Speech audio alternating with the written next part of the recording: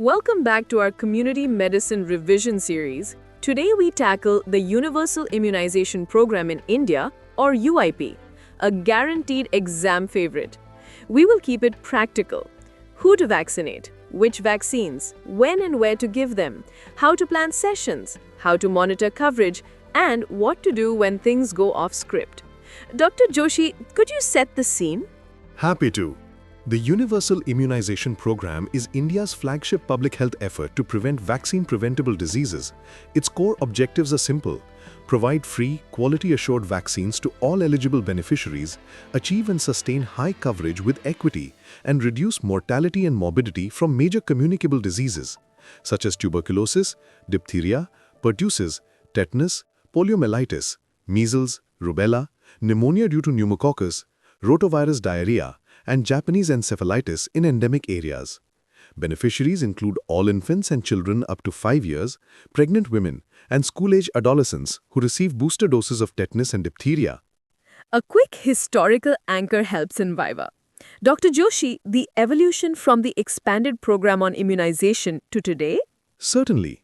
India adopted the expanded program on immunization in 1978, scaled it into the Universal Immunization Programme in 1985, and over the years added new antigens and strategies.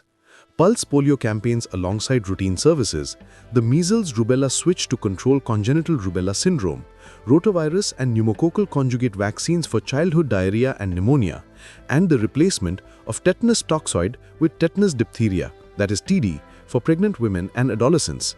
In parallel, systems matured: cold chain expansion, the Electronic Vaccine Intelligence Network, supportive supervision, and special drives like Mission Indradhanush to reach the unreached. Great. For exams, the routine schedule is the backbone. Could you lay it out in a clinic-friendly way? Sure. So at birth, BCG, oral polio vaccine 0 dose, and the birth dose of hepatitis B within 24 hours. At 6 weeks, give pentavalent dose 1. This combines DPT, hepatitis B, and Haemophilus influenzae type B, plus OPV1, the first dose of rotavirus vaccine, the first fractional inactivated polio vaccine dose intradermally, and pneumococcal conjugate vaccine PCV dose 1. Then at 10 weeks, pentavalent 2, OPV2, rotavirus 2. Again at 14 weeks, pentavalent 3, OPV3, rotavirus 3, fractional inactivated polio vaccine dose 2, and PCV 2. Between 9 and 12 months, measles rubella or MR, dose 1, PCV booster, Japanese encephalitis dose 1 in endemic districts, and the first dose of vitamin A. Between 16 and 24 months, MR dose 2, DPT first booster, OPV booster, Japanese encephalitis dose 2 in endemic districts, and vitamin A doses continue every 6 months up to 5 years. At 5 to 6 years, DT second booster. Adolescents receive TD boosters at 10 and 16 years. Pregnant women receive TD 2 doses, 1 month apart, starting as early as possible in the second trimester, or a single booster if adequately vaccinated in the recent past. Case vignette time. A 10-month-old Rima presents with only birth doses recorded on the mother and child protection card. The family has been mobile due to seasonal work. Dr. Joshi, how do we catch up without restarting? Golden rule: never restart a series, just complete it. For Rima at 10 months, give pentavalent 1 today plus OPV1. Start rotavirus if local policy allows initiation before 1 year of age, otherwise do not start late. For inactivated polio, give 2 fractional intradermal doses at least 4 weeks apart if not previously given. For PCV, because she is between 7 and 11 months, plan 2 doses at least 4 weeks apart and give a booster after the first birthday. At 9 to 12 months, she should receive MR1, PCV booster when due, Japanese encephalitis if she lives in an endemic district, and vitamin A. Schedule the next session date before the family leaves and record it clearly. Perfect. How does a sub-center team ensure Rima is not missed again? Walk us through microplanning. Microplanning converts population and due lists into predictable sessions.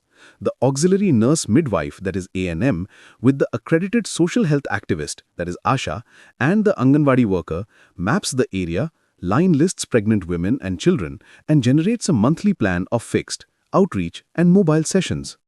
Every session site needs a simple checklist: space and seating, privacy for counseling, hand hygiene, a hub cutter and safety boxes, functional vaccine carriers with condition ice packs, due list and tally sheets, and messaging materials.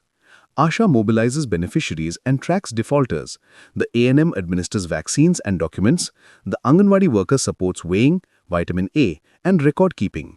After the session, they reconcile doses given with stock, update the due list, and plan home visits for left-outs and dropouts. Cold chain and safe injection are frequent short notes. Could you give a crisp, exam-ready version? Sure. Vaccines are biologicals and most must be stored between 2 to 8 degrees Celsius. Cold chain equipment includes walk-in coolers and freezers at higher levels, ice-lined refrigerators and deep freezers at district and facility levels, and cold boxes and vaccine carriers for transport.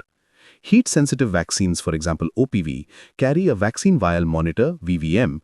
Freeze-sensitive vaccines, that is DPT and PCV, must be protected from freezing.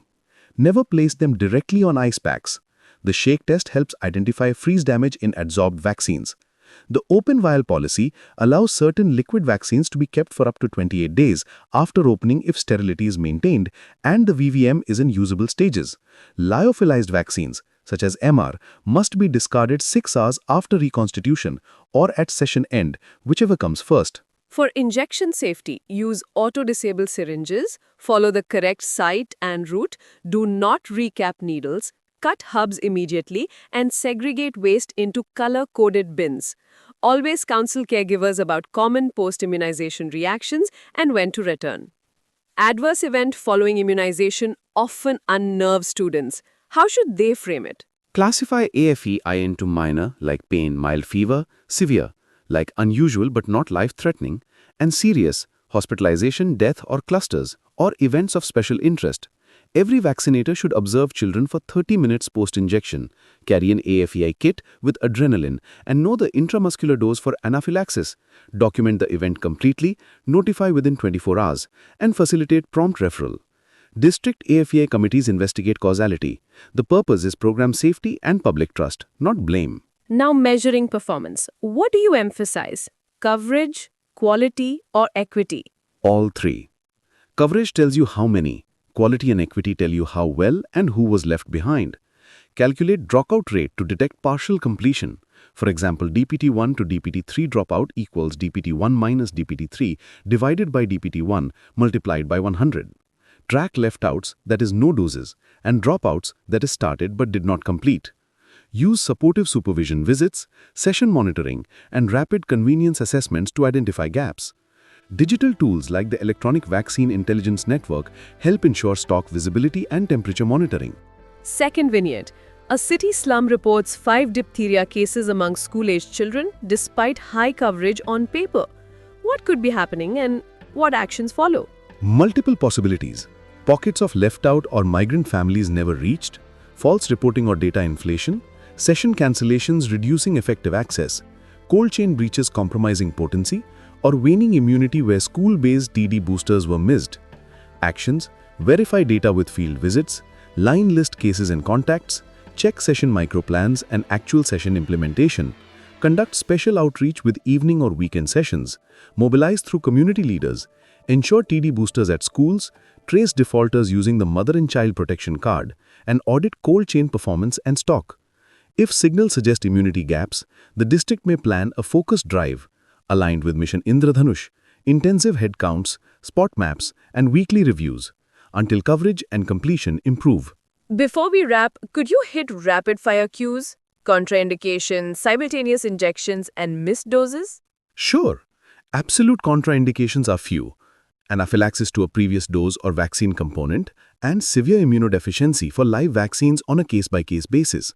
Minor illnesses, low-grade fever, malnutrition, or recent antibiotic use are not contraindications. Simultaneous injections at different sites are safe and recommended to minimize missed opportunities.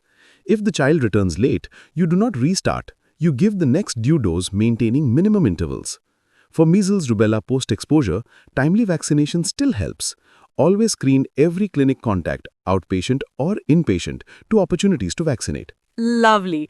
Dr. Joshi, thanks for making the Universal Immunization Programme feel systematic and doable. My pleasure. Immunization is one of public health's most powerful equalizers. When we plan well and reach every child, the marks and the lives, Both add up.